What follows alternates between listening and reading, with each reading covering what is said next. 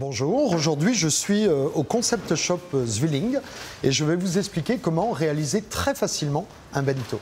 Pour effectuer une omelette japonaise, je vais battre dans un cul de poule 4 œufs avec une cuillère à café de sucre, un petit peu de sel et une pointe de vinaigre de riz. Je prends mon fouet en acier inoxydable qui sera beaucoup plus hygiénique et beaucoup plus pratique à utiliser. Je fouette mes œufs vivement pour avoir une consistance très homogène. Pour la suite de la recette, je vais émincer finement un oignon nouveau. Très important, je vais garder le vert, ce qui va apporter de la couleur, du croquant et du goût à notre recette. Pour ce faire, j'utilise un chef, que l'on appelle aussi un éminceur, extrêmement pratique à utiliser. Grâce à la courbe du couteau, nous allons pouvoir émincer très facilement. J'utilise une planche en bambou. Le gros avantage, c'est qu'elle est naturellement antibactéricide et surtout qu'elle n'abîme pas la pointe de mon couteau. Grâce à la courbe de ce couteau, on peut s'apercevoir que l'on a un très beau geste sans forcer. Notre oignon est émincé, nous allons pouvoir commencer la cuisson de nos omelettes japonaises.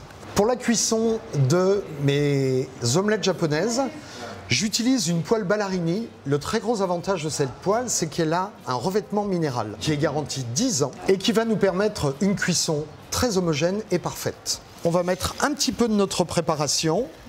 Bien entendu, il n'y a pas de matière grasse dans notre poêle, donc c'est une cuisson très douce. On laisse faire. Et très délicatement, avec notre spatule, nous allons décoller notre omelette et la rouler dans la poêle. On met de côté notre première omelette et on recommence l'opération. On voit que notre omelette est très belle.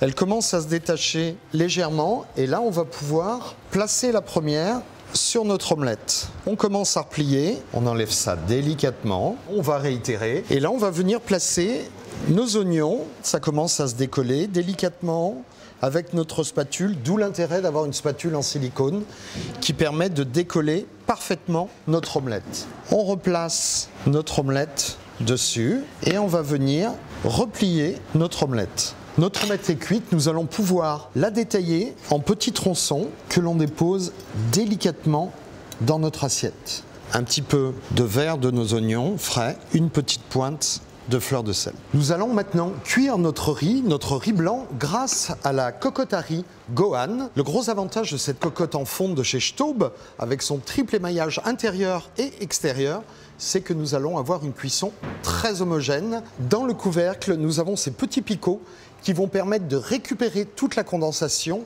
et de la faire retomber en pluie sur notre riz. Ainsi, notre riz ne sera absolument pas asséché et cuira parfaitement. Une dose de riz dans la cocotte et je vais rajouter une dose et demie d'eau. Je mélange légèrement, je ferme ma cocotte et je passe en cuisson. Nous allons commencer maintenant la préparation de notre wok.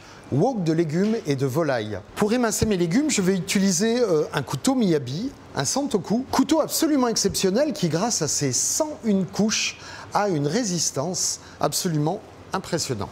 La lame de mon Santoku étant très effilée, cela me permet de tailler les légumes très finement, sans forcer. Je taille mon échalote très finement. Je vais maintenant tailler mes courgettes. Je leur donne une petite forme sympathique. Pareil pour mes carottes, j'ai pris des carottes de couleur et vous voyez que le taillage se fait sans problème. Un petit peu de brocoli, je taille ma volaille en tranches fines.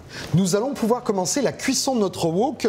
Pour ce faire, j'utilise un wok de chez Demeyer, wok en acier 18 dixièmes, multicouche. Le gros avantage de ce wok, c'est que nous avons la même température en fond de casserole que sur les côtés. Cuisson extrêmement uniforme qui va pouvoir saisir vos produits ainsi que faire tous les mijotages. Je commence par mettre un petit peu d'huile neutre. L'avantage d'un wok comme celui-ci, c'est que l'on monte très vite en température. Nous allons maintenant pouvoir faire rôtir notre volaille. Je fais bien saisir ma volaille, je la fais bien dorer. Je réserve ma volaille dans une assiette. Mon wok est graissé, il est déjà parfumé avec la volaille, je n'ai pas besoin de rajouter de matière grasse. Et là, je vais mettre mes carottes, mes courgettes, ainsi que mes oignons frais. Je fais sauter rapidement mes légumes, je rajoute mes brocolis et là je vais venir râper un petit peu de gingembre sur l'ensemble. Je rajoute un petit peu d'eau, je déglace le fond de mon wok pour récupérer tous les sucs de cuisson et je rajoute une pointe de sauce soja ainsi qu'un filet de miel. Je laisse cuire mes légumes doucement pendant 5 minutes. Les 5 minutes sont passées, je vais pouvoir ajouter ma volaille, je remue l'ensemble et je vais laisser cuire de nouveau 2 minutes. Je rajoute un petit peu de sel. Mon riz vient de finir de cuire, il aura fallu 10 minutes pour cuire le riz. Je rajoute un petit peu d'huile neutre, un petit peu de sauce soja. Mon riz est parfaitement assaisonné. Pour le garder au chaud, je ferme la gohan et je le laisse sur le bord de la plaque. Je termine le dressage de mon plat avec une touche de fraîcheur en parsemant l'ensemble des ingrédients avec de la coriandre fraîche. Vous pouvez retrouver tous les ustensiles que nous avons utilisés pour cette recette dans le concept shop Zwilling, boulevard de la Madeleine à Paris.